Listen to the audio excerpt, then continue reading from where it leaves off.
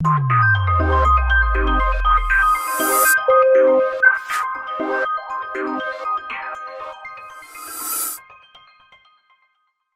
देखेंगे हम प्रश्नावली 3.4 का बेसिक, और इसमें देखना है हमें अगली विधि जिसका नाम है विलोपन विधि।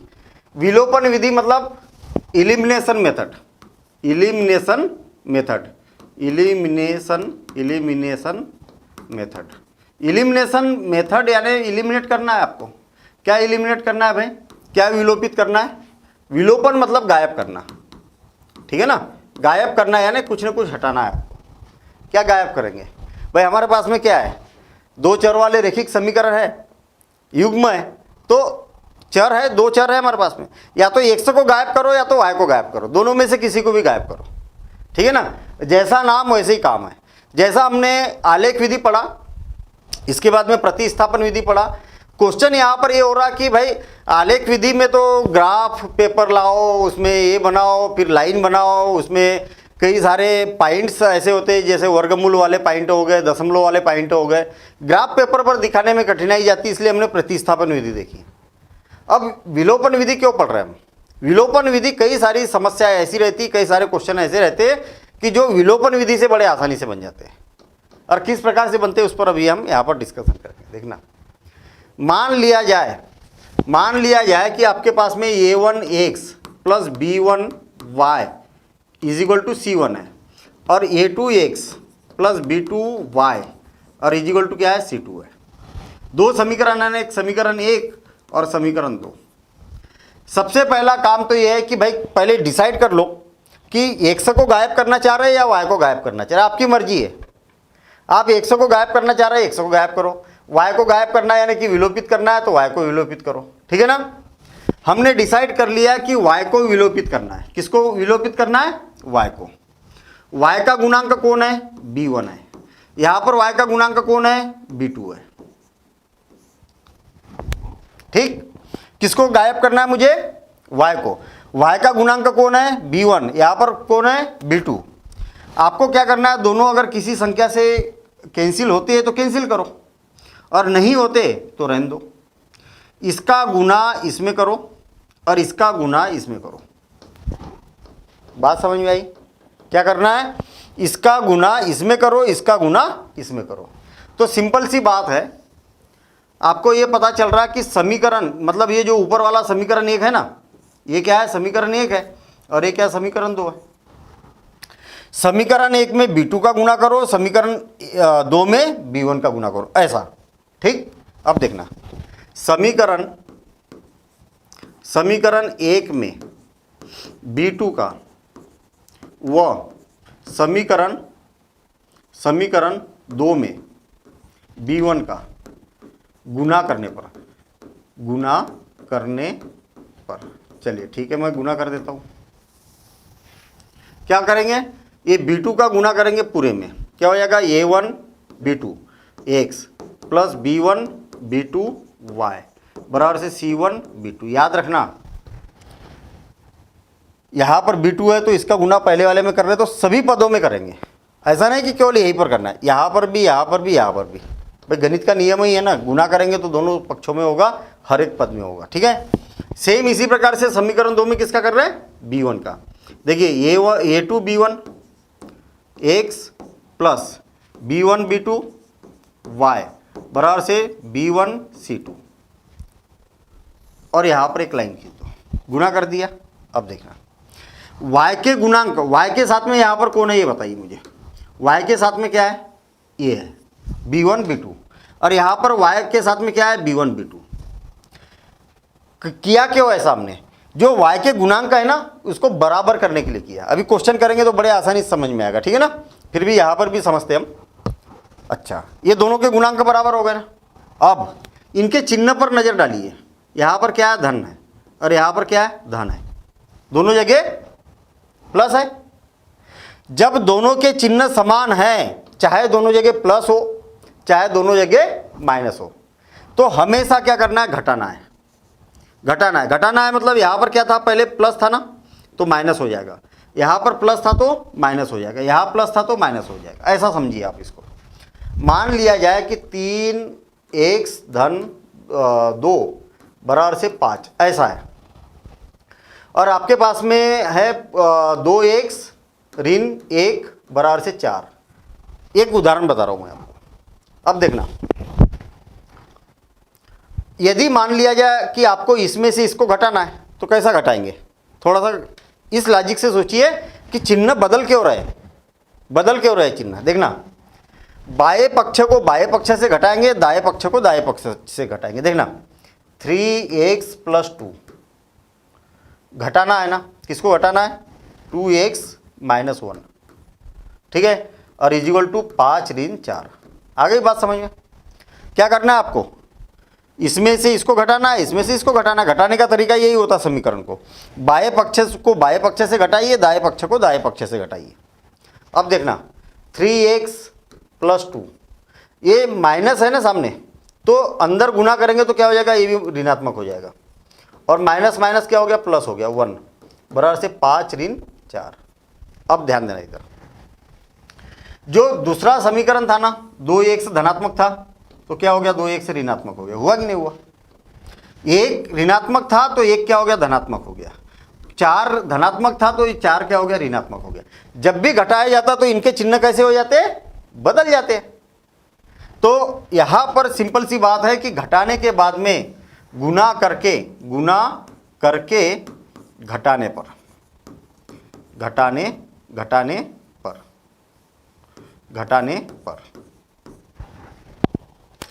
पहले लिख देंगे हम। पहले चिन्ह देख लेना, दोनों के समान है, दोनों जगह प्लस प्लस है या दोनों जगह माइनस माइनस है तो घटाएंगे।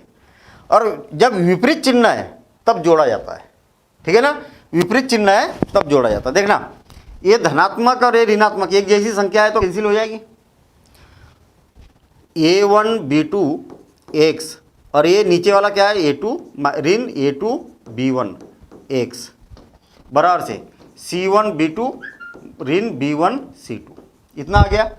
अब देखना, इसमें भी x है, इसमें भी x है, तो a1 b2 ऋण a2 b1 और ये क्या हो जाएगा, x हो जाएगा, बराबर से c1 b2 ऋण b1 c2।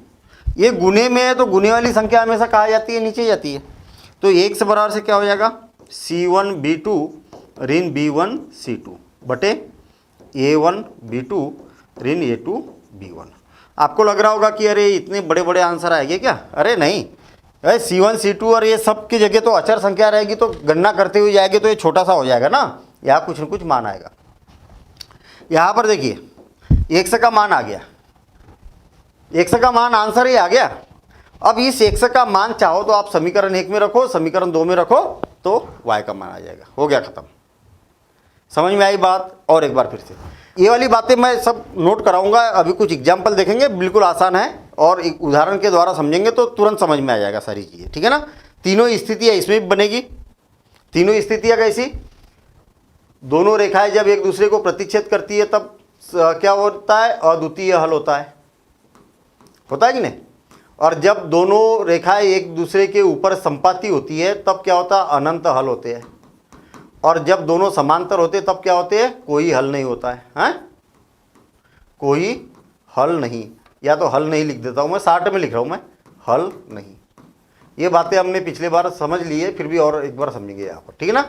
तो जैसी यहाँ 3 स्थितियाँ वैसी इसमें भी 3 स्थितियाँ बनेगी। कैसी बनेगी उस पर अभी हम डिस्कशन करेंगे। पहले एक बार और प्रोसेस समझ लीजिए, बड़ा सिंपल सा काम है, बड़ा सिंपल सा काम है। देखिए हमें पहले डिसाइड करना है कि x को गायब करें कि y को गायब करें। मैंने डिसाइड कर दिया कि y को गायब करना चाह रहा हूँ मैं। y का गुणांक कौन है, b1, यहाँ पर कौन है, b2। b1 के बटे में b2 लिखो और जिससे कैंसिल हो रहा उससे कैंसिल करो और नहीं हो रहा तो रहने दो। जो बचा नीचे उसका पहले समीकरण में गुना करो, इसका दूसरे समीकरण में गुना करो, बस हो गया काम। गुना कर दिया। अगर दोनों के चिन्ह समान है तो घटाने पर, चाहे दोनों जगह प्लस प्लस हो या तो दोनों जगह माइनस माइनस हो, और दोनों के चिन्ह असमान है तो जोड़ने पर लिखा जाएगा और इसको कैंसिल कर दिया जाएगा, ठीक है। अच्छा, जोड़ने पर क्यों लिखा जाता है, जोड़ा क्यों जाता है। अगर मान लिया जाए इसके विपरीत चिन्ह है तो वैसे ही कैंसिल हो जाएगा ना, हमारा तो उद्देश्य कैंसिल करना है ना, अभी समझ में आएगा, ठीक है ना। ये खत्म हो गया तो x के पदों में बचा, तो x का मान ज्ञात कर लिया, x का मान किसी भी एक समीकरण में रखा तो y का मान ज्ञात हो जाएगा। कितना सिंपल काम है। और इससे भी सिंपल है जब हम इसको उदाहरण के द्वारा समझेंगे। देखना, ध्यान देना इधर।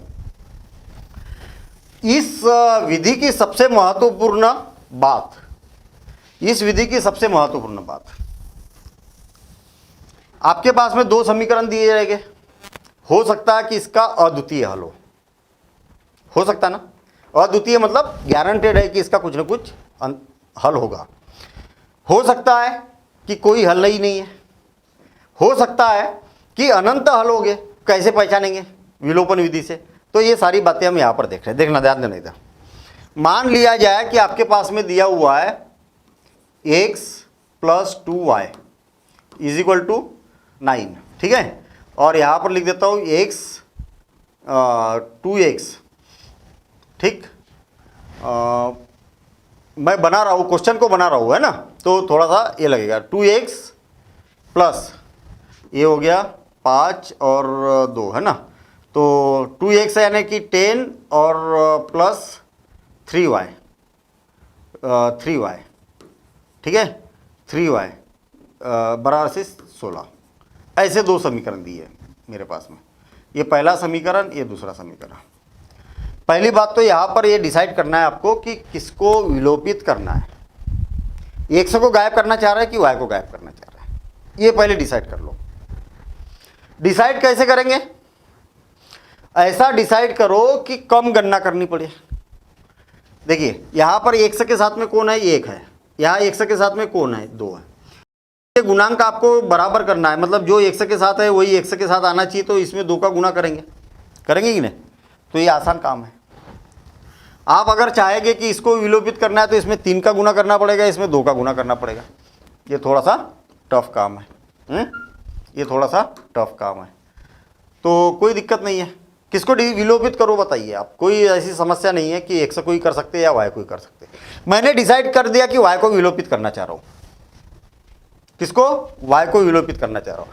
मुझे एक बात बताइए कि y के साथ कौन है? यहाँ पर 2, यहाँ y के साथ कौन है? 3। ऐसा लिखो। किसी से कैंसिल हो रहा तो कैंसिल करो, नहीं हो रहा तो कोई जरूरी नहीं है। कैंसिल हो रहा तो कैंसिल करो, नहीं हो रहा कैंसिल, इसका 3 का समीकरण 2 में गुणा करो और 2 का समीकरण देखना, 3 का समीकरण 1 में गुणा करो और 2 का समीकरण 2 में गुणा करो। देखना क्या बोल रहा हूं मैं। ये जो 3 है ना, उसका समीकरण 1 में गुणा करना है और 2 का समीकरण 2 में गुणा करना है। ऐसा ये तरीका याद रखना, ठीक है। समीकरण 1 में किसका गुणा करना है? 3 का। वह समीकरण 2 में किसका गुणा करना है? 2 का गुणा करके अब जोड़ेंगे कि घटाएंगे, ये बात देखिए। जब चिन्ह समान हो, जब चिन्ह क्या हो? समान मतलब या तो प्लस प्लस या तो माइनस माइनस, समान हो तब घटाएंगे। और जब चिन्ह असमान है, तब क्या करेंगे? जोड़ेंगे। समझ में आ गई बात? तो ये रिमार्क में अलग से लिख देना। इनके चिन्ह एक जैसे है तो क्या करेंगे? या दोनों जगह धन धन है या दोनों जगह ऋण ऋण है। किसके? जिसको गायब करना चाह रहे हैं हम, तो जोड़ घटाने पर ध्यान देना इधर। आप कितना सिंपल सा काम है भैया कि समीकरण 1 में 3 का गुणा कर दो आप और हर पद में करो। देखिए, इसमें 3 का गुणा करेंगे तो क्या हो जाएगा? 3x। इसमें 3 का गुणा करेंगे तो 6y। इसमें 3 का गुणा करेंगे तो 9 × 27। इसमें किसका गुणा करना है? 2 का करना है ना। इसमें 2 का गुणा करना है दूसरे समीकरण में। तो 2 दूनी 4 x धन 3 दूनी 6 y, 2 का गुणा करना है 16 दूनी 32 और यहाँ पर नीचे एक लाइन खींच देना है। घटाने पर बोला है ना, तो सबके चिन्ह बदल जाएंगे। धन है, ये धन है ना, कुछ नहीं लिखा मतलब धन है तो ऋण हो जाएगा, ये धन है तो ऋण हो जाएगा, ये धन है तो ऋण हो जाएगा। ये हमेशा कैंसिल होगा। कैंसिल करने के लिए ये हम माथापच्ची कर रहे हैं, क्योंकि इसके गुणांक बराबर करने के लिए। 3 एक्स में से 4 एक्स को घटाएंगे तो एक धनात्मक है संख्या, एक ऋणात्मक है, तो हमेशा घटेगा। क्या हो जाएगा? 3 एक्स में से 4 एक्स को, 4 और 3 का अंतर कितना है? 1 एक्स, लेकिन बड़ी संख्या का चिन्ह लगेगा -x बराबर से 27 में से 32 को घटाया तो धन 27 और ऋण 32 कितना होगा? एक धनात्मक संख्या एक ऋणात्मक संख्या तो हमेशा घटेगी। ठीक है, तो 27 और इसका अंतर कितना होता है? 5 होता है। लेकिन छोटी संख्या में से बड़ी संख्या घटा रहे तो यानी कि बड़ी संख्या का चिन्ह लगाएंगे। दोनों इधर ऋण है तो ऋण खत्म कर दो, तो 1 से बराबर से कितना आ गया? 5। कितना बढ़िया काम हो गया। x का मान कितना आ गया? 5 आ गया। अब x का मान चाहो तो आप समीकरण 1 में रख दो, चाहो तो समीकरण 2 में रख दो, आपकी मर्जी है, जिसमें रखना है उसमें रखो। x बराबर से 5 समीकरण 1 में रखने पर जो आसान है उसमें रखो ना भाई। इसमें बड़ी बड़ी संख्याएं दिखाई दे रही, इसमें छोटी सी दिखाई दे रही। देखिए x धन 2y बराबर से 9। x के जगह क्या रख दो? 5 रख दो। 5 इधर गया तो क्या हो जाएगा? 2y। आपको मालूम है बाएं पक्ष से दाएं पक्ष में जाता है तो चिन्ह बदल जाता है, तो बदल गया, यहाँ पर 5 हो गया। तो 2y बराबर से कितना हो गया? 4। तो y बराबर से कितना हो गया? 4/2 मतलब कितना आ गया? 2 आ गया। बहुत बढ़िया। अतः x बराबर से कितना आ गया? 5 और y बराबर से कितना आ गया? 2। कोई समस्या? ये तो सबसे आसान लग रहा भाई, क्यों सबसे आसान लग रहा? पहली स्थिति का मतलब ये हुआ, यहाँ पर पहली स्थिति का मतलब ये हुआ कि x का मान और y का मान फिक्स आ चुका है। x का मान और y का मान निश्चित है, यानी कि अद्वितीय हल है। जब भी x का मान निश्चित, y का मान निश्चित, ये निश्चित आता है तो अद्वितीय हल बोला जाता है। इसको क्या बोला जाता है? अद्वितीय हल। कहने का मतलब अगर इसका आप ग्राफ पेपर पर अगर बनाते तो ये दोनों रेखाएं क्या होती है? प्रतिच्छेद होती है। ये ऐसी कुछ जाती और ये ऐसी जाती, और दोनों रेखाएं क्या होगी? किसी एक बिंदु पर प्रतिच्छेद होगी, ऐसे क्वेश्चन में। तब तो उत्तर आया। आप यहाँ से डालेंगे x अक्ष पर लंब तो x का मान कितना है? 5 है, और यहाँ से y अक्ष पर लंब डालेंगे तो y का मान कितना है? 2 है। इसका मतलब ऐसा है ग्राफ विधि से जब हम करते हैं, ठीक है ना, ऐसा। अब देखिए, अब ध्यान देना, इधर दूसरा क्वेश्चन ले रहा हूं मैं। दूसरा, अगर मान लिया जाए कि 2x या x plus y is equal to 3 और 2x plus 2y is equal to 6, ऐसा क्वेश्चन है। ये समीकरण 1 है, समीकरण ये क्या हो गया? 2 हो गया। समझ में आ गई बात? अब क्या करना है? किसको गायब करना है पहले तो ये डिसाइड करो। किसको गायब करना है? x को गायब करो या तो फिर y को गायब करो। मैंने डिसाइड कर लिया कि y को गायब करता हूं। y का गुणांक कौन है? 1। यहां पर y का गुणांक कौन है? 2। किसी से कैंसिल हो रहा तो कैंसिल करो, नहीं हो रहा तो छोड़ दो। ठीक है, इसका 2 का गुना इसमें करो, 1 का गुना इसमें करो। ठीक, देखिए समीकरण 1 में 2 का गुना करने पर, समीकरण 1 में 2 का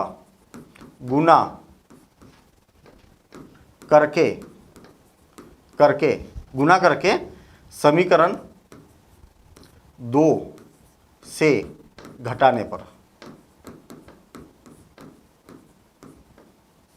देखिए ना, 2 का 1 में किया और 1 का 2 में किया, समीकरण 2 में, तो अरे 1 का गुना करेंगे तो क्या कोई फर्क ही नहीं पड़ेगा ना, ऐसा। आई बात समझ में? देखना y के साथ में जो है उसका समीकरण 2 में गुना करेंगे तो 1 है, तो 1 का इसमें गुना भी करेंगे तो क्या पड़ेगा? कोई फर्क नहीं पड़ेगा। अच्छा 2 का गुना करके समीकरण 2 से घटाने पर, अब देखना इसमें 2 का गुना कर रहा हूं, 2x धन 2y बराबर से कितना हो गया? 6। मतलब दोनों पक्षों में हर पद में करना है। 2x धन 2y बराबर से कितना हो गया? 6। घटाने पर घटा दो घटा दो घटा दो, देखिए इससे खत्म, इससे खत्म, इससे खत्म, तो क्या हो गया? 0 बराबर से 0। भाई इसमें से इसको घटाया तो 0, इसमें से इसको घटाया तो 0, इसमें से इसको घटाया तो 0। अब यहां पर क्या हो गया? चर नहीं है, कोई चर यहां कोई चर नहीं है, तथा समीकरण संतुष्ट है। समीकरण क्या किया है यहां पर? संतुष्ट है। तब अनंततः अनेक हल हो गए। निकाय के, ऐसा लिखा जाता है, निकाय के। निकाय किसको बोला जाता है? निकाय के, ये निकाय है। दोनों समीकरण को अगर मिला दिया जाए तो इसको पूरे को क्या बोला जाता है? निकाय बोला जाता है। अतः निकाय के अनंततः अनेक हल हो गए, अनेक हल हो गए। ठीक है, कहने का मतलब यहां पर यह हुआ कि जब आपने इसको घटाया या जो भी किया, यहां पर चर गायब हो गए, न तो x आया न तो y आया। लेकिन बाया पक्ष और दाया पक्ष अगर बराबर है तो क्या होगा? कैसी स्थिति बनेगी? एक समीकरण गया और उसी के एक रेखा गई, उसी के ऊपर से दूसरी रेखा गई, यानी कि अनंत हल हो गए। ठीक है, ये बात याद रखना। ये दूसरी स्थिति हो गई। अब इसके बाद अब तीसरी स्थिति देखते, देखना थर्ड कंडीशन क्या है हमारे पास में। थर्ड कंडीशन क्या है? यहां से इस प्रकार से बना देते हैं। देखना, मान लिया जाए कि हमारे पास में एक समीकरण दिया 2x धन 3y और बराबर से 7, और ये दिया हुआ 4x धन 6y बराबर से 9, इस प्रकार से दिया हुआ। क्लियर? हम इसमें ये वाला समीकरण 1 हो गया और ये क्या हो गया? समीकरण 2। इसमें भी हम विलोपन विधि लगा रहे हैं। भाई विलोपन विधि तो समझ रहे हैं, तो तीनों स्थितियों में हम विलोपन विधि लगा रहे हैं। और एक बार समझ लेंगे, टेंशन नहीं लेना, ठीक है ना? देखना, पहले तो ये डिसाइड करते भैया कि किसको विलोपित करना है, x को करना है कि y को करना है। मैंने डिसाइड कर लिया कि y को करना है कि x को करूं। अरे हमेशा y को ही कर रही, तो दिमाग में ये बात नहीं आना चाहिए कि हमेशा y को ही किया जाता है। x को करता हूं मैं। देखना, x का गुणांक कौन कौन है? 2 है, और यहां पर क्या 4 है। पहले समीकरण में 2 है तो ऊपर लिख दिया, और 4 है तो नीचे लिख दिया। ठीक है, दूसरे समीकरण वाला नीचे लिख दिया। किसी से कैंसिल हो रहा क्या? तो कैंसिल करो। कितने बार कैंसिल हुआ? 1/2। 2 1 2, 2 2 4 हो गया। इतना 1 से 1 से के गुणांक को लिख दिया। कैंसिल हो रहा तो कैंसिल करो, चिन्ह को भूल जाओ, चिन्ह को नहीं लिखना है। अगर यहाँ पर प्लस माइनस हो, कुछ भी हो, उससे मतलब नहीं है, केवल अचर राशियों को लिखना है। 2 का गुना समीकरण 1 में करेंगे और 1 का गुना समीकरण 2 में करेंगे। देखा, समीकरण 1 में 2 का गुना करके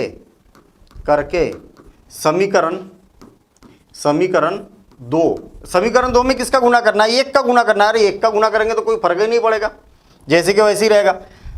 2 से घटाने पर कि जोड़ने पर, दोनों के चिन्ह कैसे एक समान है, तो हमेशा घटाने पर।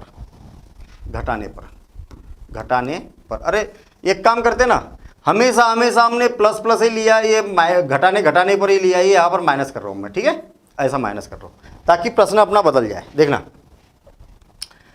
हमने क्या किया? दोनों के चिन्ह कैसे असमान है, अलग अलग है, एक प्लस है तो दूसरा माइनस है, तो जोड़ने पर, समीकरण 2 से जोड़ने पर याद रखना, जब दोनों के चिन्ह समान रहेंगे तो घटाने पर, और घटाने पर तो चिन्ह बदलेंगे। जब दोनों के चिन्ह समान है तो घटाने पर, और जब भी घटाने पर लिखेंगे तो चिन्ह बदलेंगे। और जब दोनों के चिन्ह कैसे असमान है तो जोड़ने पर लिखना है आपको। अब देखिए इसमें किसका गुणा करना है, 2 का। किसका गुणा करना है, 2 का। तो 2 दूनी 4x धन 6y बराबर से कितना हो गया, 7 दूनी 14। और इसमें ये तो जैसे कि वैसे 4x ऋण 6y बराबर से ऋण 9। क्या कर रहा है, जोड़ रहा है। तो जोड़ते समय में चिन्ह परिवर्तित नहीं होते। कैसे, 2 धन 3 बराबर से 5 है और 3 धन 8 बराबर से 11 है। अगर आपको दोनों को जोड़ना है तो क्या करेंगे, बाया पक्ष के साथ जुड़ेगा, दाया पक्ष के साथ जुड़ेगा। देखने 2 धन 3 धन 3 धन 8 बराबर से 5 धन 11। तो इस प्रकार से तो आप देखिए ना, चिन्ह बदले क्या कहीं पर, जैसे कि वैसे ही तो चिन्ह है ना, ठीक। तो चिन्ह नहीं बदलते जोड़ने के बाद। ये हो गया खत्म, ये क्या हो गया, ये भी खत्म हो गया भैया।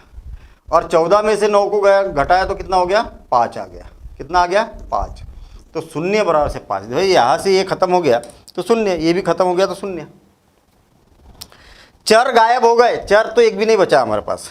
तो हम यहाँ पर बोलेंगे कि यहाँ कोई चर नहीं है तथा समीकरण क्या है, असंतुष्ट है या सत्य नहीं है या असत्य है, ऐसा लिख देते, असत्य है। तब क्या होगा, निकाय का कोई हल नहीं होगा। आ गई बात समझ में। अब फिर से और एक बार, बड़ा सिंपल सा मामला है भाई। विलोपन विधि क्या होती है, कैसे होती है, अभी और क्वेश्चन करेंगे तो वहाँ पर और समझ में आएगी बातें। लेकिन हमने 3 क्वेश्चन यहाँ पर इसलिए किए कि किसी भी प्रकार का कोई कन्फ्यूजन नहीं होना चाहिए। 3 स्थितियाँ हैं, पहली स्थिति, दूसरी स्थिति, तीसरी स्थिति। हो सकता है, देखिए ध्यान देना इधर, हो सकता है कि जब हम, ये हो गई x अक्ष, ध्यान देना, और ये हो गई y अक्ष, x डैश और y डैश। देखिए ध्यान देना इधर, हमने एक रेखा खींची, दूसरी रेखा खींची, और दोनों रेखाओं के द्वारा दोनों रेखाएं खींची। देखिए ध्यान देना इधर, कलर चेंज कर रहा हूँ ताकि स्पष्ट रहे बात।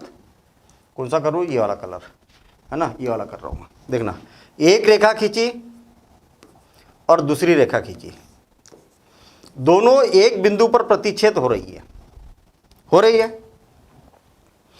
इसीलिए x का मान और y का मान एक ही आया, x का भी मान एक ही आया और y का भी मान एक आया। क्यों, क्योंकि दोनों रेखाएं एक बिंदु पर प्रतिच्छेद करती है। जो आलेख, अगर इसका आलेख बनाएंगे तो कुछ इस प्रकार का बनेगा, ऐसा कहीं ना कहीं क्रॉस। ऐसा जरूर नहीं कि ऐसी ही जाएगी, ऐसी भी जा सकती है, ऐसी भी जा सकती है, कैसी भी जा सकती है वो रेखाएं, लेकिन रेखाएं क्या करेगी, एक ही बिंदु पर प्रतिच्छेद करेगी। इसीलिए इसको क्या बोला जाता है, अद्वितीय हल बोला जाता है। अद्वितीय हल हमने आलेख विधि से भी देखा, प्रतिस्थापन विधि में भी देखा। इस स्थिति में क्या होता है, अद्वितीय होता है। अच्छा, इसको संगत भी बोला जाता है। संगत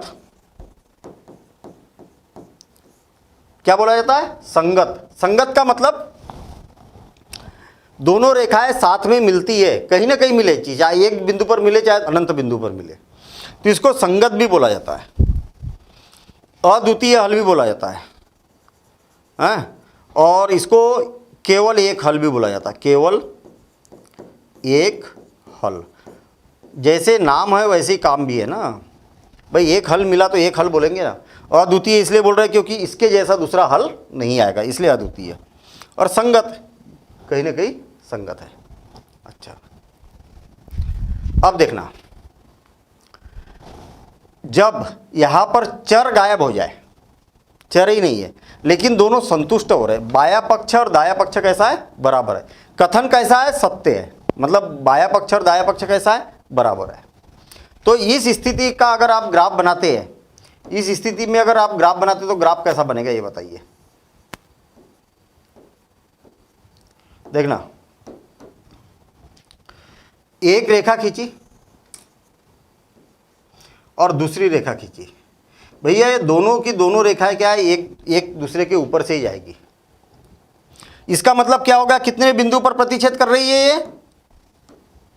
अनंत बिंदु पर। यहां पर भी, यहां पर भी, यहां पर भी, यहां पर भी, यहां पर भी, अरे जितने भी जगह, जितने भी बिंदु है, हर बिंदु पर प्रतिच्छेद कर रही है। इसका मतलब क्या है? इसका मतलब ये सारे हल है। और आपको मालूम है कि मैंने तो दूर दूर बनाए बिंदु, दो बिंदुओं के बीच में अनंत बिंदु होते हैं, तो यानी कि अनंततः अनेक हल। क्या बोलेंगे? अनंततः अनेक हल, अनंततः अनेक हल। इसको बोला जाता है अनंततः अनेक हल हो गए। अब आप सोच रहे होंगे कि आप बोल रहे कि अनंत हल हो गए, कौन से हो गए? अरे x का मान आपके दिमाग में जो भी आ रहा वो रख दो तो y का मान आ जाएगा। आपके दिमाग में दूसरा मान आ रहा, दूसरा रखो x का मान, तो y का मान दूसरा आ जाएगा। तीसरा रखो, तीसरा आ जाएगा। चौथा रखो, चौथा आ जाएगा। x के कोई भी मान रखते जाओ तो y के मान उसके संगत आते जाएंगे। तो ये हल ही तो है। इसके साथ में इसको बोला जाता, इसको भी संगत ही बोला जाता है। क्या बोला जाता है? संगत। क्या बोला जाता है? संगत। साथ ही साथ में इसको बोला जाता है अनंततः अनेक हल। अनेक हल भी बोल सकते हैं हम, अनेक हल है, ऐसा भी बोला जा सकता है। ठीक है। अच्छा, जब ऐसा होता है तो इसको प्रतिच्छेदी रेखा बोला जाता है। क्या बोला जाता है? प्रतिच्छेदी रेखा है। प्रतिच्छेदी रेखाएं प्राप्त होती है। प्रतिच्छेद कर रही है ना एक दूसरे से रेखाएं, प्रतिच्छेदी रेखाएं एक दूसरे को प्रतिच्छेद कर रही है ना, इसलिए प्रतिच्छेदी रेखाएं बोला। तो देखिए ऑब्जेक्टिव में ऐसे क्वेश्चन पूछे जाते हैं।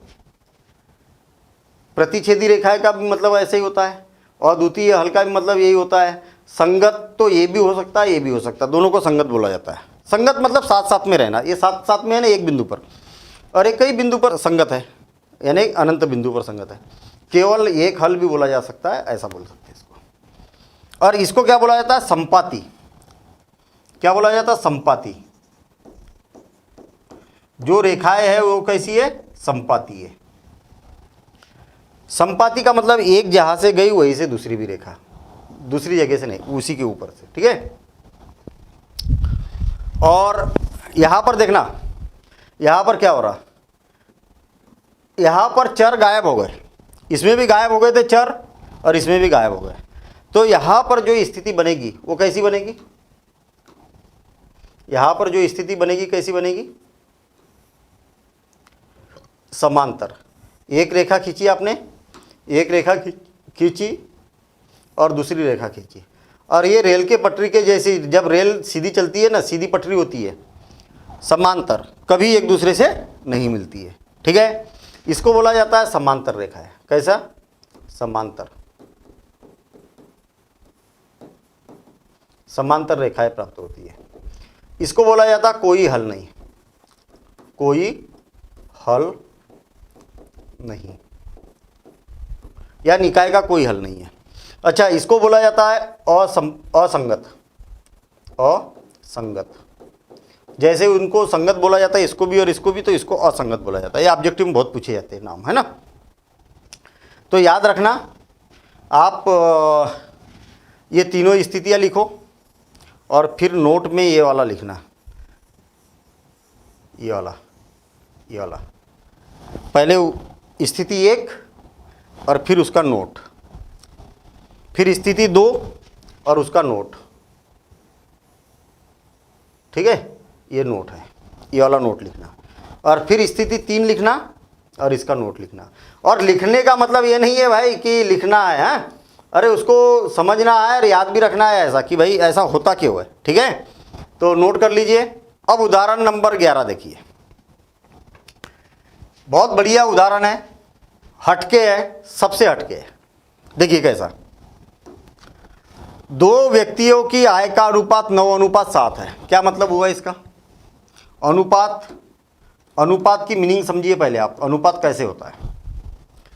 मान लिया जाए कि राम है और रहीम है, दो बहुत अच्छे दोस्त हैं और एक ही डिपार्टमेंट में काम करते हैं, ठीक है। राम को मिलते हैं 3,000 रुपये, क्या वेतन, एक महीने का वेतन किसको मिलता है? राम को 3,000 रुपये मिलता है। रहीम को मिलता है 2,000 रुपये वेतन।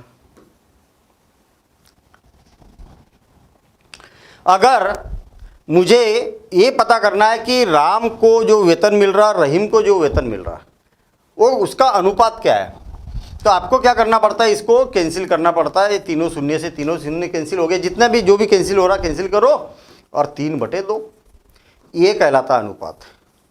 अगर मैं आपसे बोलूं कि राम को और रहीम का दोनों के वेतन का अनुपात कितना है? 3:2 है, तो इसका मतलब क्या है कि राम को 3 रुपये मिलते हैं और इसको 2 रुपये मिलते हैं। ऐसा है क्या?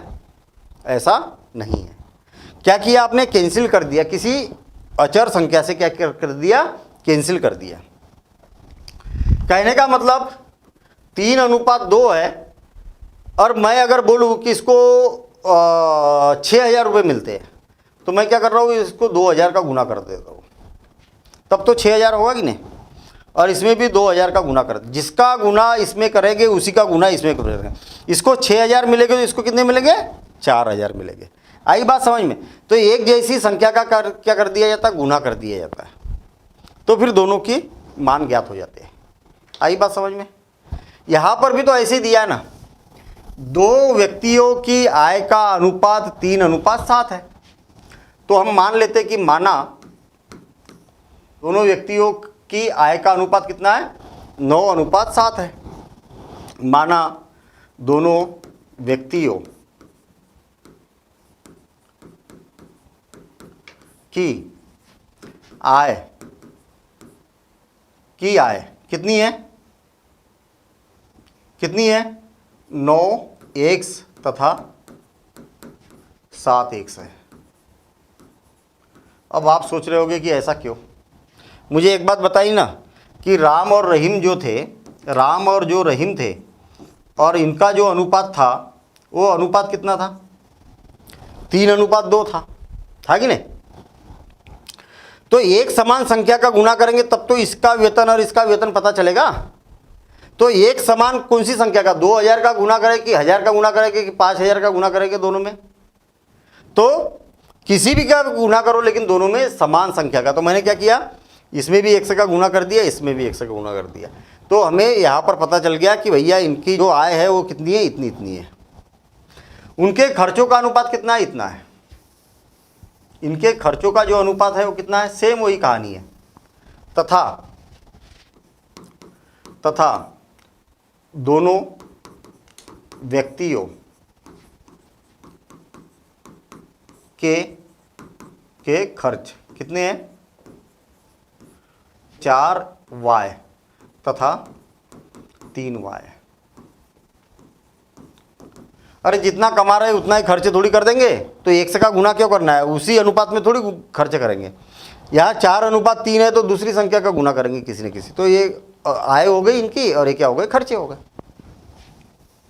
कहने का मतलब जो राम था और रहीम था, और इनके खर्चे क्या है? 4:3 है, तो किसी न किसी का तो गुना करना पड़ेगा कि ना आपको। तो ये इतना खर्च करता है तो ये इतना खर्च करता है, ऐसा। अब देखिए क्या बोला, प्रत्येक व्यक्ति प्रति महीने में 2,000 रुपये बचा लेता है। अरे भाई ये इतना कमा रहा, इतना खर्च कर रहा, ये इतना कमा रहा, ये इतना खर्च कर रहा, और बच कितना रहा? आप 5,000 रुपये कमा रहे और 3,000 रुपये खर्चे कर दे रहे, तो कितना बचेगा? 2,000 रुपये बचेगा कि नहीं? बचेगा नहीं बचेगा? आय में से खर्चे को कम करेंगे तब उतना बचेगा। तो प्रथम व्यक्ति के लिए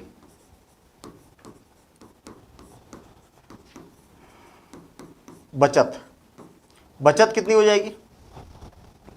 इतना कमा रहा था और इतना खर्च कर रहा था, तो क्या हो जाएगा 9x ऋण 4y।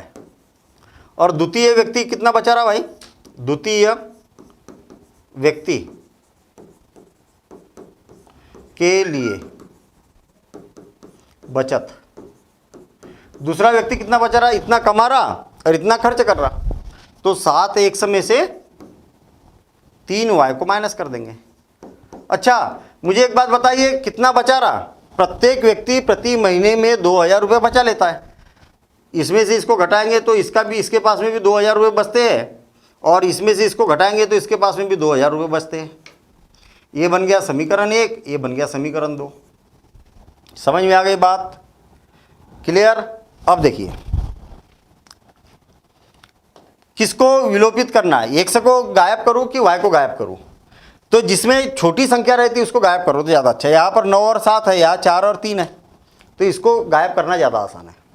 देखिए y को गायब करना चाह रहा हूँ मैं, तो y का गुणांक कौन है? यहाँ पर -4 है तो माइनस को भूल जाओ 4, और यहाँ पर कौन है? 3 है, तो 3 लिख दो। किसी से कैंसिल हो रहा क्या? नहीं हो रहा। कैंसिल हो रहा तो कैंसिल करो, नहीं हो रहा तो कोई दिक्कत नहीं, इसका पहले समीकरण में गुना कर दो और इसका दूसरे समीकरण में गुना कर दो, बस हो गई बात खत्म। समीकरण 1 में 3 का व समीकरण 2 में 4 का गुना करके क्या करेंगे? जोड़ेंगे कि घटाएंगे? जोड़ेंगे कि घटाएंगे? तो दोनों के चिन्ह कैसे समान है तो हमेशा घटाना है। दोनों के चिन्ह, दोनों धन धन है तो घटाना है, दोनों ऋण ऋण है तो घटाना है। करके घटाने पर देखिए समीकरण 1 में किसका गुना कर रहे हैं? 3 का, तो 9 तिया 27 x, 4 तिया 12 12y, 3 का गुना इसमें करेंगे तो 6000 हो गया। आ गई बात समझ में? समीकरण 1 में किसका गुना कर रहे हैं? 3 का। समीकरण 2 में किसका गुना कर रहे हैं? 4 का। समीकरण 2 में 4 का गुना करो, 7 चौक 28, 28x ऋण 4 का कर रहे हैं 4 तिया 12y, बराबर से 4 का कर रहे हैं तो 4 दूनी 8000। आ गई बात समझ में? समीकरण 1 में 3 का, समीकरण 2 में 4 का। क्यों कर रहे हैं तो समझ में आ गया, मैंने इधर लिखा था 3/4 कैंसिल नहीं हुआ है इसलिए। अब देखिए घटाने पर, जब भी घटाएंगे तो चिन्ह बदल जाएगा, ये धनात्मक है तो ऋणात्मक हो जाएगा, ऋणात्मक है तो धनात्मक हो जाएगा, धनात्मक है तो ऋणात्मक हो जाएगा। भाई यहाँ कोई चिन्ह नहीं मतलब धन है, यहाँ ऋण है, यहाँ कोई चिन्ह नहीं मतलब धन है, और ये हो गया कैंसिल। 27 में से 28 घटाएंगे तो एक धन है और एक ऋण है तो हमेशा घटेगा। 27 में से 28 घटेंगे तो ऋण 1 हो गया, ऋण 1x। अरे 27 में से 28 घटा तो 1 हो गया, अंतर तो 1 हो गया, बड़ी संख्या का चिन्ह लिख देंगे हम, बराबर से 6000 में से 8000 घटाएंगे तो ऋण 2000। छोटी संख्या में से बड़ी संख्या घटा रहे तो 2000, तो दोनों से ऋण कैंसिल हो गया, अतः x का मान कितना हो गया? 2000। x का मान आ गया। अब पुनः x बराबर से 2000 समीकरण चाहो तो 1 में रख दो, चाहो तो 2 में रख दो।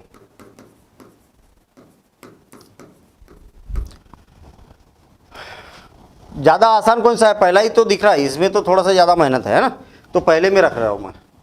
9x है ऋण 4y बराबर से कितना है? 2000। समीकरण 1 क्या है? इतना है। जहाँ x है तो x का मान कितना रखना है हमें? 2000 रखना है। देखिए जहाँ x है वहाँ पर क्या रखना है? 2000। ठीक, 9 दूनी 18, 18000 ऋण 4y बराबर से 2000। 4y इधर जाएगा, 2000 इधर जाएगा, कितना हो गया? 18000 ऋण 2000 बराबर से 4y। 18 में से 2 को घटाया तो 16000, कितना हो गया? 16000 बराबर से 4y। और 4 का ये गुने में है इसलिए तिर्यक गुना होगा, तो क्या हो जाएगा? y बराबर से क्या हो जाएगा 16,000 बटे 4 और 4 चौक 16, तो y बराबर से कितना आ जाएगा, y बराबर से क्या आ जाएगा 4 और ये 1000, 4000। ठीक है, इतना हो गया। अब देखिए x का भी मान आ गया और y का भी मान आ गया। पहले ये देखिए प्रश्न में क्या पूछा है, उनकी मासिक आय ज्ञात कीजिए। अतः पहले व्यक्ति की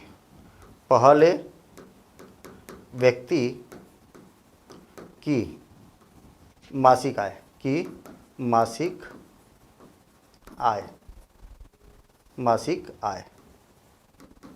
बराबर से कितना हो जाएगा, पहले व्यक्ति की मासिक आय कितनी 9x है, बराबर से 9 गुणित 4000। x का मान कितना है 2000, x का मान कितना है 2000, तो कितना हो जाएगा 9 दूनी 18,000, 18,000 हो जाएगी, रुपये 18,000। ठीक है, अब दूसरे व्यक्ति की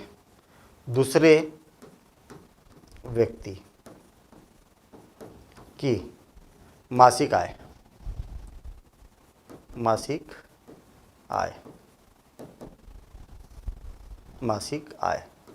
कितनी है, दूसरे व्यक्ति की 7x थी ना, 7 गुणित x, तो 7 गुणित x का मान 2000, तो क्या हो जाएगा 7 दूनी 14,000, तो 14,000 हो जाएगी दूसरे व्यक्ति की। पहले व्यक्ति की दोनों की अलग अलग मासिक आय हमने यहाँ पर निकाल दी। क्लियर हो गई बात, क्लियर हो गई, ठीक है ना, सिंपल है। और एक बार समझ लो, इसमें क्या है, आय थी तो हमने दोनों में 1 से 1 से लगा दिया, ये खर्चे थे तो इसमें y लगा दिया। चलिए ठीक है, आपको बोला है कि ये इतना कमाता है इतना खर्च करता है पहला व्यक्ति, तो खर्च कमाई में से खर्चे को माइनस कर देंगे तो 2000 आ जाएगा। ये बोला है ना 2000 रुपये बचा लेता, तो ये आ गया। और ये इतना कमाता है इतना खर्च करता है, तो इसमें से इसको घटाएंगे तो इतना हो जाएगा। दोनों समीकरण को विलोपन विधि से हल किया तो x का मान आ गया, y का मान आ गया। y के मान की वजह से ज़रूरत ही नहीं थी, क्योंकि y का पूछा ही नहीं ना, खर्च पूछा ही नहीं। आप यहीं से ख़त्म कर सकते थे। देखिए ध्यान देना, इधर इस क्वेश्चन में ये अगर नहीं भी लिखते ना, ये यहाँ से इतना, तो ज़रूरत नहीं थी इसकी। ठीक है, अगर आपसे बोला जाता कि मासिक आय भी ज्ञात कीजिए और खर्चे भी ज्ञात कीजिए, तब ज़रूरत है इसकी, लेकिन हमने पूरा कर लिया, कोई दिक्कत नहीं। ठीक है ना। मासिक आय पहले व्यक्ति की कितनी थी 9x और दूसरे व्यक्ति की कितनी थी 7x, तो 9x है तो x का मान रख दिया हमने, ये हो गया। दूसरे व्यक्ति की मासिक आय कितनी है, इतनी है, तो ये रख दिया।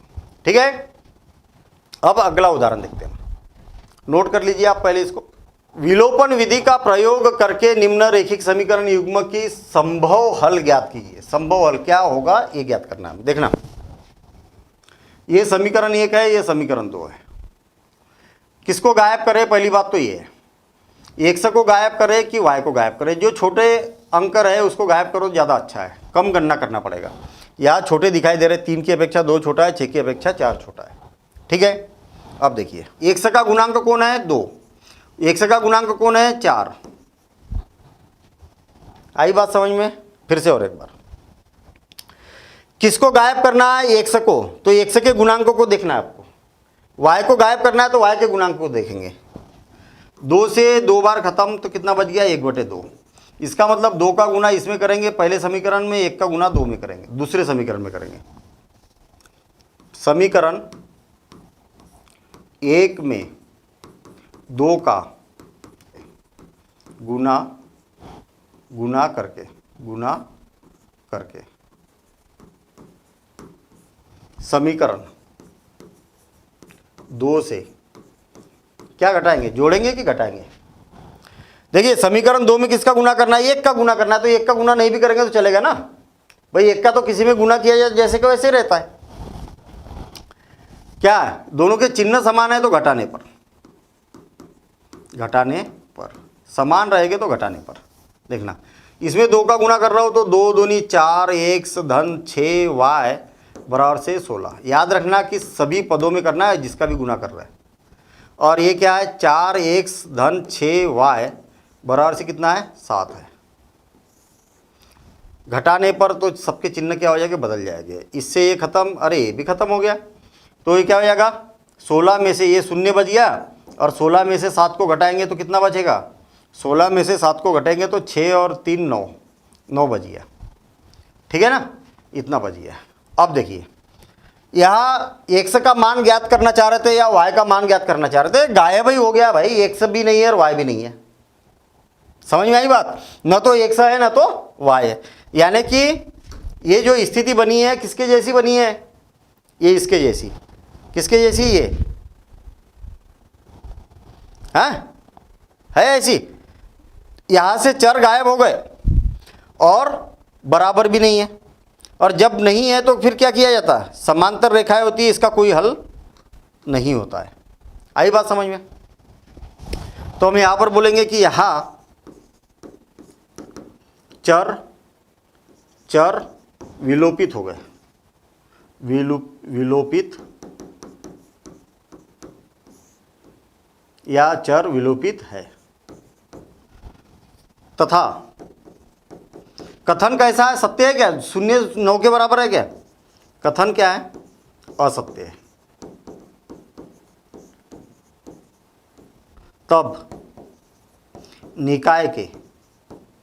निकाय का कोई हल नहीं है, कोई हल नहीं होगा, बस कोई हल नहीं होगा, ये याद रखना।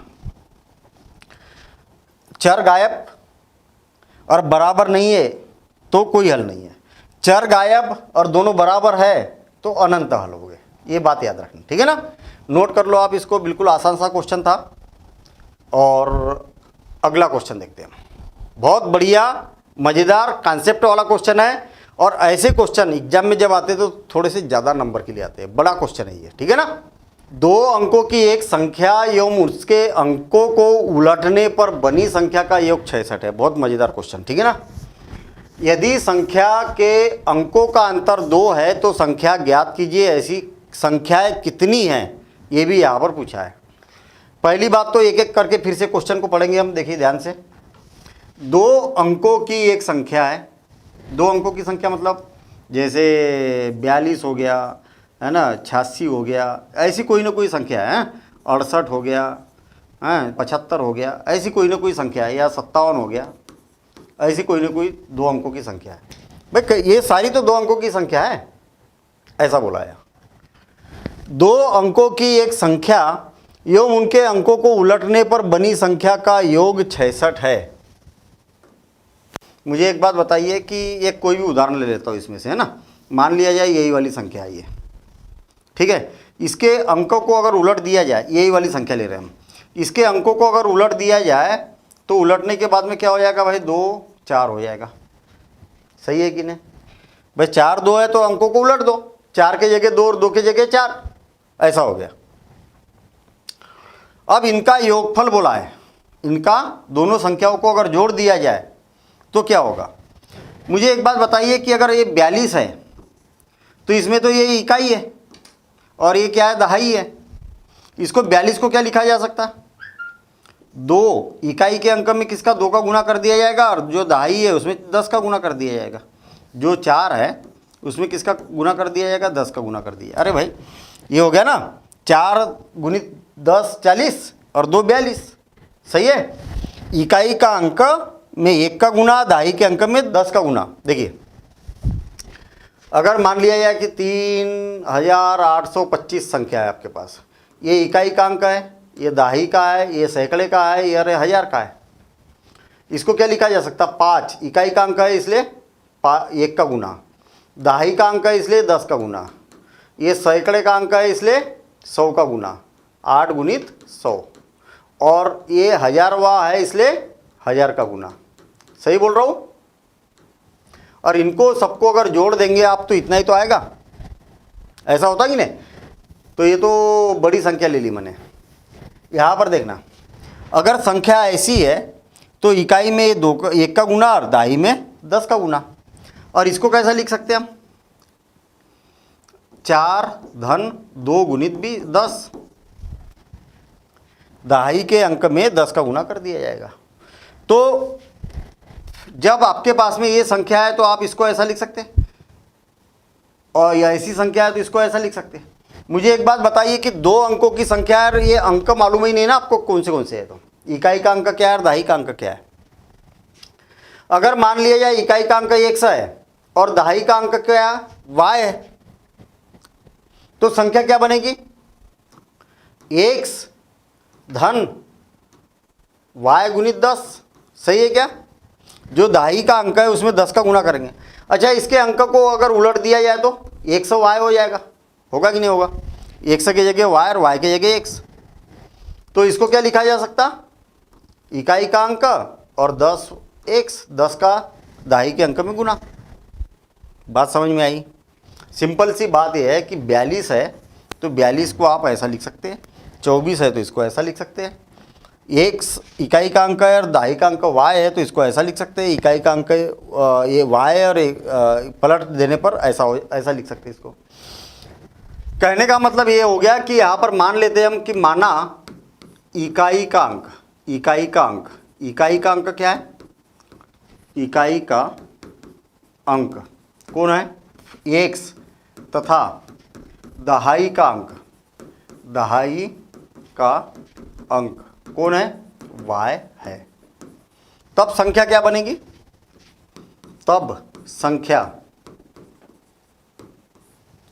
क्या बनेगी, इकाई का अंक x है और दहाई का अंक y है, तो दहाई के अंक में 10 का गुना कर देंगे, तब संख्या इतनी होगी। कोई समस्या। जो भी इकाई का अंक रहेगा उसमें 1 का गुना, यानी कि इसमें 1 का गुना, ये दहाई का है तो इसमें 10 का गुना, 4 में 10 का गुना। देखिए 2 अंकों की संख्या, ये उनके अंकों को उलटने पर, अंकों को उलट दिया तो 2 के जगह 4 आ गया, 2 के जगह 4 आ गया और 4 के जगह 2 आ गया। तो अंक उलटने पर प्राप्त संख्या, अंक को अगर उलट दिया जाए तो प्राप्त संख्या क्या हो जाएगी बताइए। पहले संख्या ये थी तो x की जगह y और y की जगह क्या हो जाएगी, 10x धन y होगी। इतना हो गया, क्लियर। अब प्रथम शर्तानुसार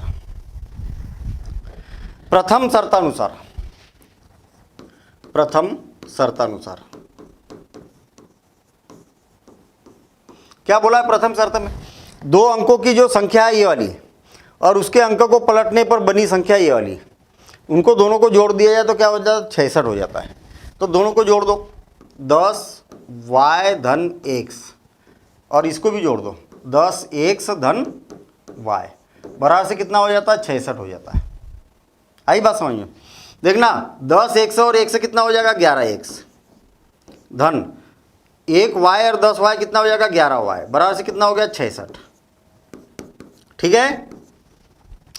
इसमें भी 11 है, इसमें भी 11 है, तो 11 को उभयनिष्ठ निकाल देता हूं मैं, या तो 11 से विभाजित कर देता हूं दोनों पक्षों में। 11 से दोनों पक्षों में भाग देने पर चलिए दोनों पक्षों में 11 से भाग देंगे तो ये 1 से बच जाएगा, यहाँ ये 11 से 11 कैंसिल तो y बच जाएगा, और 11 छक्का 66, और इसको दे दो समीकरण 1। आ गई बात समझ में भाई। इसको भी 11 से भाग दे दो, इसको भी 11 से भाग दे दो, इसको भी 11 से, 11 छक्का 66, ये एक बार कैंसिल है, एक बार कैंसिल। मतलब क्वेश्चन जो है वो यहाँ से लेके यहाँ तक खत्म हो गया, इससे हमें एक समीकरण मिल गया। अब देखिए यदि संख्या के अंकों का अंतर 2 है, अरे संख्या आपके पास में x y भी है और y x भी है, ये भी हो सकती है, ये भी हो सकती है। अच्छा ऐसा समझिए आप, आपके पास संख्या क्या है, x y है या y x है, ऐसा मान लीजिए y x है। इकाई का अंक कौन है, x, और दहाई का अंक कौन है, y। यदि संख्या के अंकों का अंतर 2 है, y में से x को घटाएंगे तो कितना आएगा, 2 आएगा। ये थोड़ी बोला है कि दाई में से इकाई को घटाना है, क्यों, इकाई में से भी तो दहाई को घटा सकते। आई बात समझ में? कहने का मतलब उन्होंने बोला कि अगर मान लिया जाए कि 75 है तो अंकों का योगफल कितना है, 7 ऋण 5 बराबर से कितना है 2।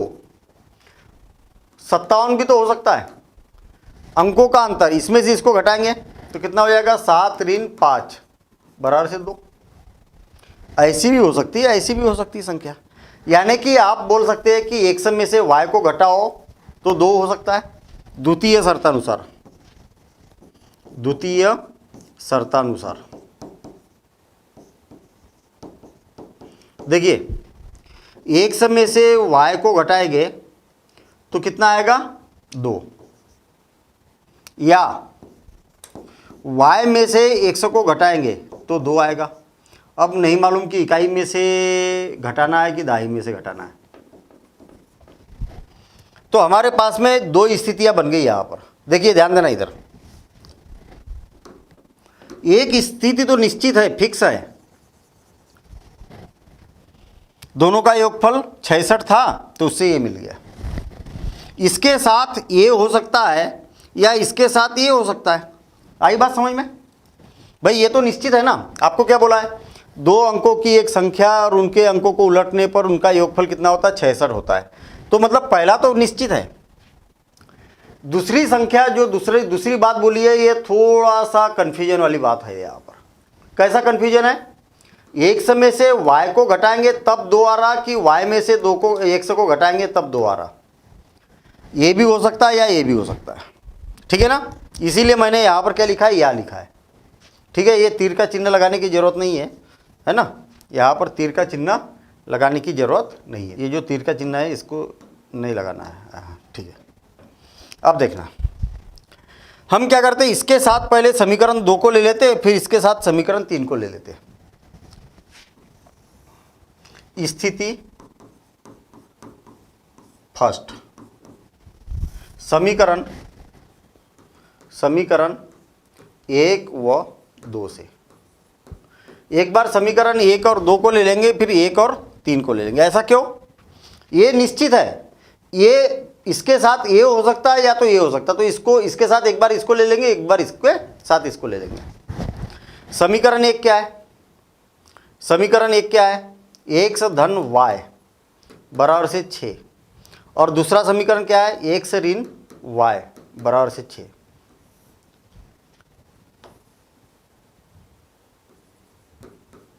जोड़ने पर,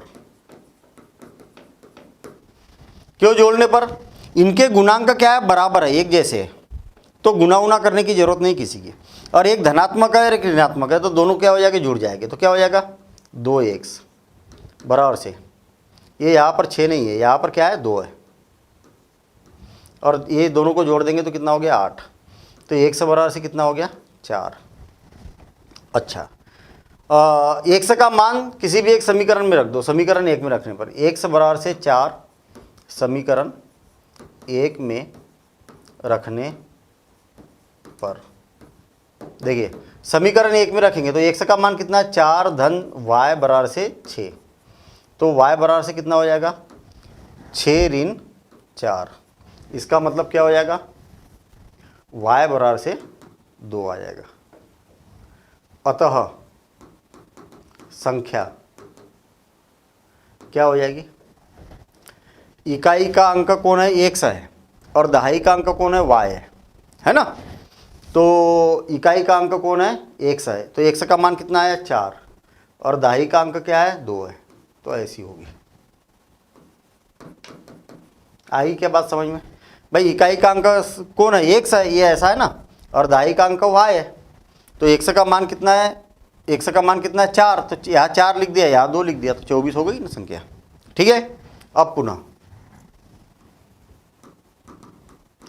समीकरण 1 व 3 से, समीकरण 1 क्या है, x धन y बराबर से 6, और 3 क्या है, ऋण x धन y बराबर से 2।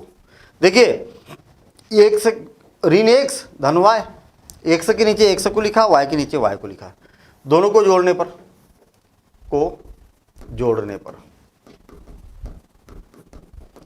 क्यों जोड़ने पर? क्योंकि इनके गुणांक का तो समान है, चिन्ह भी विपरीत है, तो जोड़ेंगे। ये हो जाएगा 2y बराबर से 8, तो y बराबर से कितना आ गया 8/2, तो y बराबर से कितना आ गया 4। y का मान किसी भी एक समीकरण में, समीकरण 1 में रख देते, y बराबर से 4 समीकरण 1 में रखने पर देखिए क्या हो जाएगा। y का मान समीकरण 1, समीकरण 1 क्या है, x धन 4 बराबर से 6, तो x बराबर से क्या हो जाएगा 6 ऋण 4, तो x बराबर से क्या हो जाएगा 2। अतः संख्या क्या होगी, इकाई का अंक x है, यानी कि इकाई के स्थान पर 2 आएगा, दहाई के स्थान पर 4 आ जाएगा, मतलब 42 होगी। ठीक है, क्या होगी 42 होगी, हमने यहाँ पर लिख दिया। तब संख्या 24 या 42 होगी। पहले आपको पता चला कि 24 है, बाद में पता चला 42 है, तो 24 भी हो सकती है और 42 भी हो सकती है। सत्यापन देख लीजिए ना, यदि संख्या के अंकों का अंतर कितना 2 है, 4 में से 2 को घटाएंगे तो 2 आ रहा, और 4 में से 2 को घटाएंगे तो 2 आ रहा। भाई दोनों का अंतर बोला है, ऐसा नहीं कि इकाई में से ही दहाई को घटाना, ऐसा नहीं बोला ना। तो 24 भी हो सकती है और 42 भी हो सकती है। अच्छा, यहाँ पर देखना, 2 अंकों की एक संख्या और उनके अंकों को उलटने पर बनी संख्या का योग 66 है। देखना, आपके पास में संख्या कौन है 24 है, इसके अंकों को उलट दिया जाए तो क्या हो जाएगा 42 हो जाएगा, दोनों को जोड़ के देखिए तो 66 होगा, होगा कि नहीं।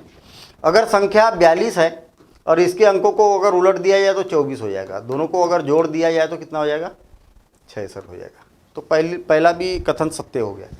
तो ऐसी आप चाहो तो जांच भी कर सकते कि भैया हमने जो क्वेश्चन किया सही है या गलत है। ठीक है ना, आप इसको नोट कर लीजिए। और अब देखते हैं हम प्रश्नावली के क्वेश्चन, सारे क्वेश्चन को हल करेंगे। ठीक है ना, इसको नोट कर लेना पहले, ठीक है ना, पूरा नोट कर लीजिए। और नोट करने के बाद में प्रश्नावली के सारे क्वेश्चन को हल करेंगे, और उसको नोट करना है प्रॉपर, उसकी प्रैक्टिस करना है, फिर उसके बाद में आगे की ओर बढ़ना है। ठीक है ना, जल्दबाजी नहीं करना है कि अरे ये चैप्टर फटाफट ख़त्म करना है हमें। ठीक, एक बार पढ़ो, अच्छे से प्रैक्टिस करो, और फिर उसके बाद में आगे बढ़ो। ठीक, देखेंगे हम अगले प्रश्नावली का बेसिक।